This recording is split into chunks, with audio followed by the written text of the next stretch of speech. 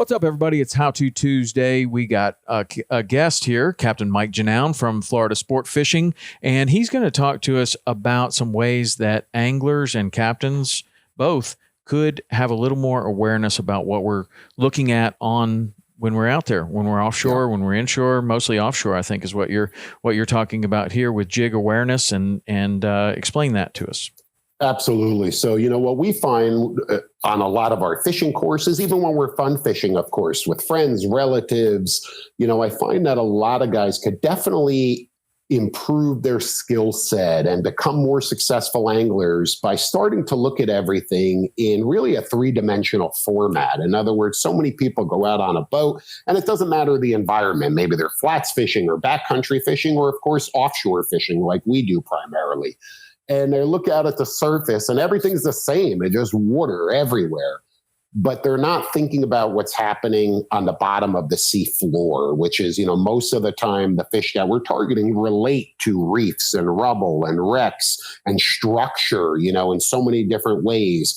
So to envision, I try and educate people and say, hey, envision that bottom. And I'll literally break it down on the fish finder, on the chart plotter, and show them what is really happening on the bottom of the ocean. And they've got to envision that and have that awareness in order to truly be successful anglers. Why is that mutton snapper 100 yards away from that wreck?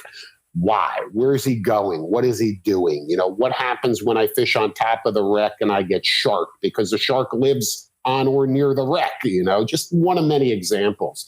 But just having that awareness of the environment that you're fishing, the venue that you're fishing. And you could research all of that stuff, not only out on the water, but off the water. You could be at your computer. You could be on your phone, of course, nowadays. The world is at your fingertips. And learn the habitat, learn the characteristics of the species that you're targeting and how those two factors correlate. Why is that fish there? Why is he not there? It's going to make such a big difference, in your actual angling. The physical part of holding the rod in your hand and dropping a bait to the bottom or trolling or whatever it may be, that's only one small part of fishing in general. You've got to look at the big picture and understand how everything works together. It's not independent. It's not there's some birds here, there's a weed line there, and there's some fish on the bottom, and it's three different things. No.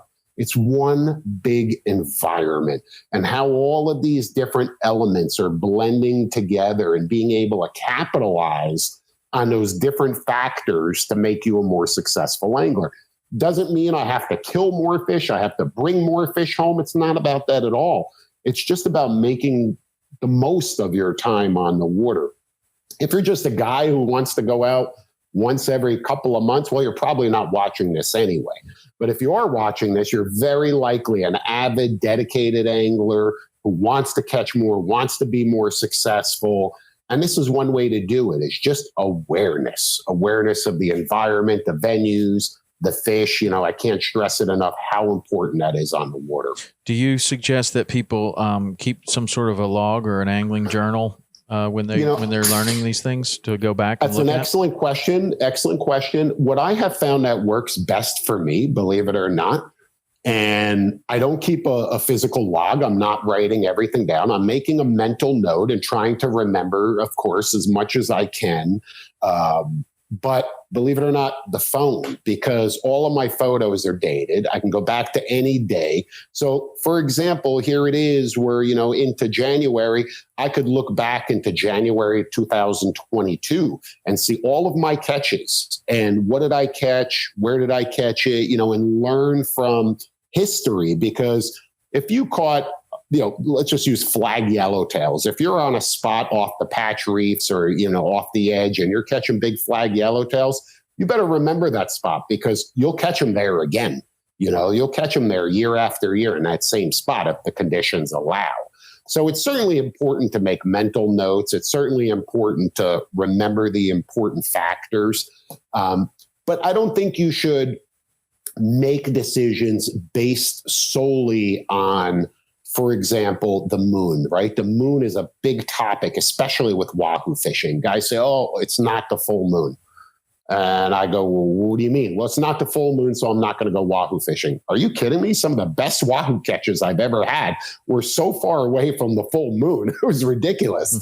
Is it important to know that it was a full moon or a new moon or downside? Of course, it's important to know it, but don't say I'm not going to go because it's not the right moon phase. That of course doesn't, make sense. So yeah, the short of it is definitely, remember as much as you can. If you feel it's going to be beneficial to you to write it down, then do it. There's nothing wrong with that too. We have notes in our phone. It's very easy to do.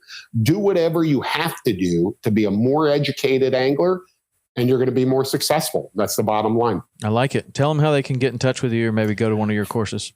Yep. Check us out, guys. Florida Sport Fishing TV is airing on World Fishing Network and Sportsman Channel. Our new instructional series, Captain Mike's Rigging Station, is currently airing on Bally Sports across Florida and beyond. Additionally, we've got an awesome streaming channel, Florida Sport Fishing TV Plus, with over 400 instructional videos. That's at fsftv.com. And of course, Instagram at Florida Sport Fishing TV. All right. That's great. Great information from Mike. Check him out on all of the different platforms that he just mentioned, and we'll be back with another great guest next week. That's it for How To Tuesday. See ya.